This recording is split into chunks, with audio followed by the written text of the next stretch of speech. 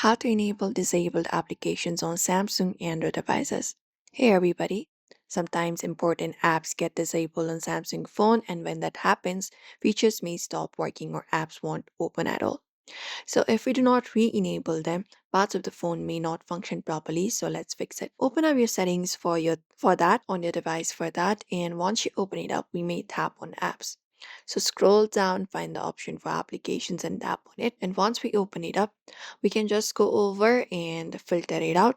For that, look out for the filter option and tap on it. And once we do, what we need to do is select this option of filter by disable.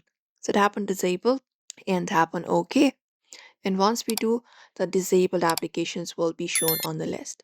Now, what we can do is we can just select the application that we want to enable.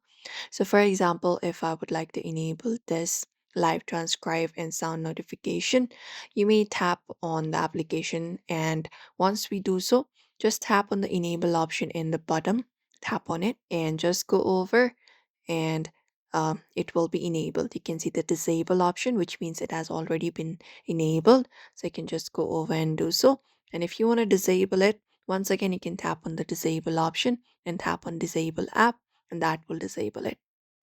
Now you may follow the same process for every applications available from the given list. Once we filter it out, we can tap on the app we want to enable and wait for the few seconds for the app to activate.